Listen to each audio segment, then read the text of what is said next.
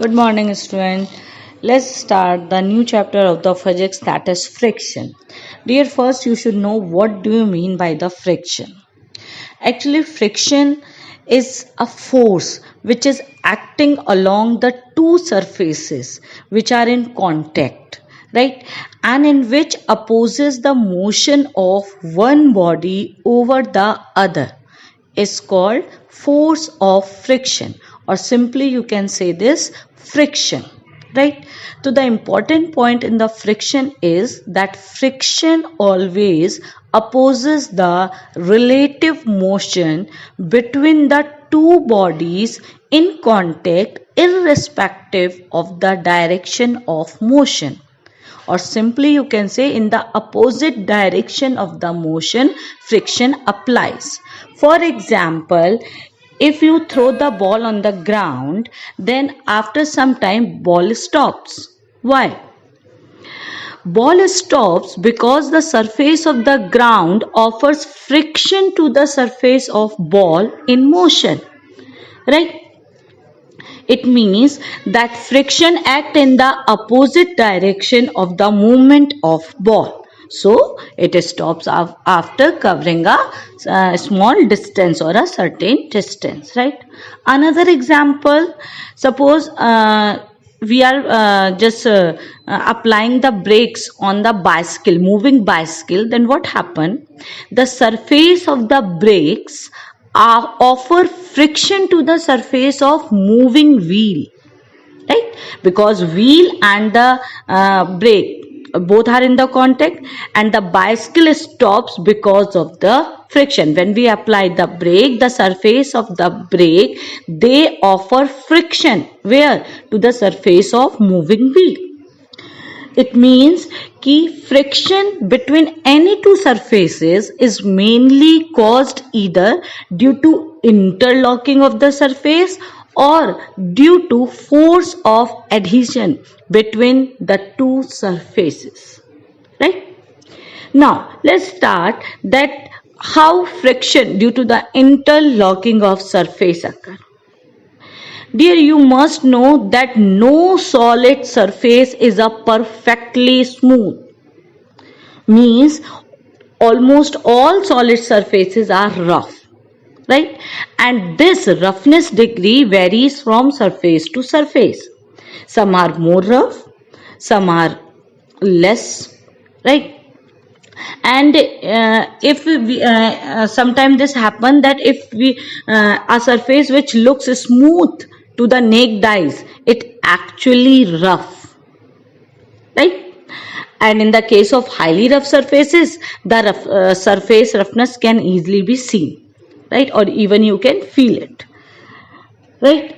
So what happen actually when a body is pulled over another? So another means the rough surfaces having some hills and valleys, right? See in the diagram, some hills and valleys are present in the rough surfaces. So when a body is pulled over another, these hills and valleys interlock each other, right? In diagram you can easily see some constricted and some upward structures. So these are actually hills and valleys. They interlock with each other and opposes the relative motion between two bodies, and when they opposes means they give rise to a frictional force, and this friction due to roughness of two surfaces in contact, right? So this is the example that how friction due to interlocking of surfaces occurs. Second is friction due to force of adhesion between the two surfaces, right? You all have seen key and lock, right? A particular key can open a particular lock. This thing happen means when two rough surfaces placed together meet only at certain points, right? And the atoms or the molecule present at such points of contact attract each other due to the electrostatic attraction. In last chapter you have read electrostatic force of attraction. Same thing. And this attraction is called force of adhesion. Right? It means when one body is made to move over the other, the force of adhesion opposes the motion. This force which opposes the motion also give rise to frictional force. This is the reason that friction occurs or create due to force of adhesion between the two surfaces seen in the diagram. Right? So these are the two main factors due to which friction cause. Right? So I have given you the example of key and lock. Dear, if you see the key, that's also having a certain structure. When we insert that key inside the lock, then that particular structure which is present inside the lock will attract towards that particular structure of the key and created a force of adhesion, due to which frictions cause.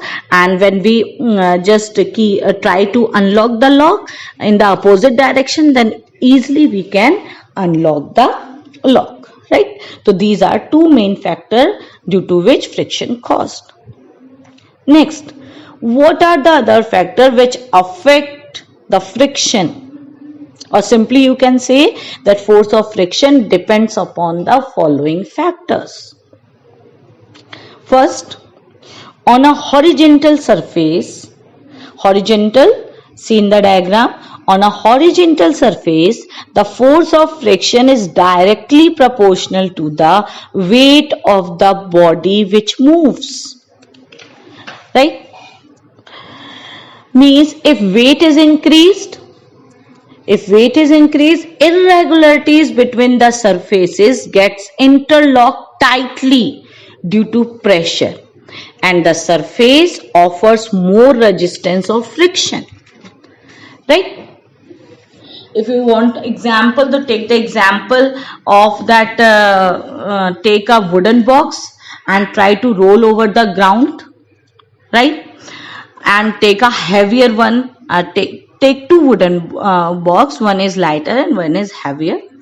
So what will you feel? That it is easy to drag a mat over ground, but to drag the same mat becomes difficult when a person sits on it. Right? What do you understand by these both examples? Means if you try to roll a lighter wooden box, that can easily roll over the ground. But if you take the heavier wooden box over the ground, then it takes time. And in the case of mat also, right? The lighter in weight mat can easily, you can easily drag out. But if a person sits on the mat and then you try to drag it, it's difficult. Second, the force of friction depends on the nature of surface in contact. Means to say, if both surfaces are rough, so there will be more friction. If one is comparatively to the other is smoother, it means there will be less friction. Or simply you can say that highly polished surfaces, they have very less friction comparatively to the rough surfaces. Right? So these are two main factors which affect the force of friction. Now try this activity at home. It's a very simple activity. What you have to do, you have to take a wooden block, a simple plywood piece, metallic roller, a pencil still. Right? What will you do? You just make an inclined plane on a smooth floor on a table, just like a picture. Right? And then hold the roller or a cell at a fixed mark and let it move down the slope. Now note the distance which it has covered before it stops. And you have to repeat this simple experiment with the different surfaces. Right? After doing the activity, what will be the conclusion? What observation you have made? You will found that distance traveled by the roller or a cell on smooth surfaces is greater than the distance traveled by the roller or cell on a rough surfaces. Okay,